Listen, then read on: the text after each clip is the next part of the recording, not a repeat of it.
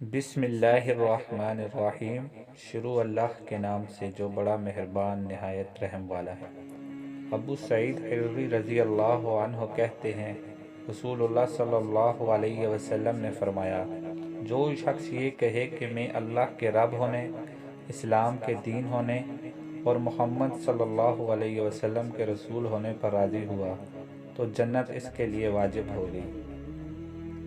انس بن مالک رضی اللہ تعالی عنہ کہتے ہیں کہ رسول اللہ صلی اللہ علیہ وسلم نے فرمایا، جس نے 3 بار اللہ تعالیٰ سے جنت مانگی تو جنت کہے گی اے اللہ اسے جنت میں داخل کر دے، اور جس نے 3 بار جہنم سے پناہ مانگی تو جہنم کہے گی اے اللہ اسے جہنم سے بچا لے۔ ابو ہریرہ رضی اللہ تعالی عنہ کہتے ہیں، رسول اللہ صلی اللہ علیہ وسلم نے فرمایا، بندہ اپنے رب کے زیادہ قریب اس وقت ہوتا ہے جب وہ سجدے میں ہوتا ہے، لہذا سجدوں میں زیادہ سے زیادہ دعائیں مانگا کرو۔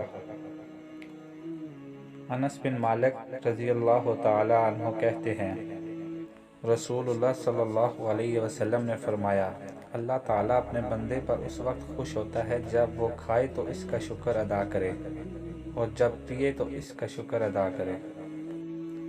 ابو ہریرہ رضی اللہ تعالی عنہ کہتے ہیں کہ رسول اللہ صلی اللہ علیہ وسلم نے فرمایا، تم اپنے باپ دادا کی قسم نہ کھاؤ، نہ اپنی ماؤں کی قسم کھاؤ، نہ ان کی قسم کھاؤ جنہیں لوگ اللہ کے شریک ٹھہراتے ہیں۔ تم صرف اللہ کی قسم کھانا اور اللہ کی قسم بھی اس وقت کھانا جب تم سچے ہو۔ انس بن مالک رضی اللہ تعالیٰ کہتے ہیں، رسول اللہ صلی اللہ علیہ وسلم نے فرمایا، اذان اور اقامت کے درمیان کی دعا رد نہیں جاتی۔ ابو ہریرہ رضی اللہ عنہ کہتے ہیں، رسول اللہ صلی اللہ علیہ وسلم سے اس چیز کے بارے میں سوال کیا گیا جو اکثر لوگوں کو جنت میں داخل کرے گی، تو آپ صلی اللہ علیہ وسلم نے فرمایا، اللہ کا ڈر اور اچھے اخلاق۔ پھر آپ سے اس چیز کے بارے میں سوال کیا گیا جو لوگوں کو بکثرت جہنم میں داخل کرے گی، تو آپ نے فرمایا، منہ اور شرمگاہ۔ عقبہ بن عامر رضی اللہ تعالی عنہ بیان فرماتے ہیں کہ رسول اللہ صلی اللہ علیہ وسلم نے فرمایا، عورتوں میں جانے سے بچتے رہو۔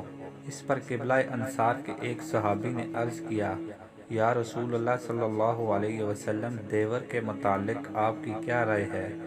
رسول اللہ صلی اللہ علیہ وسلم نے فرمایا، دیور جیٹھ کا جانا تو ہلاکت ہے۔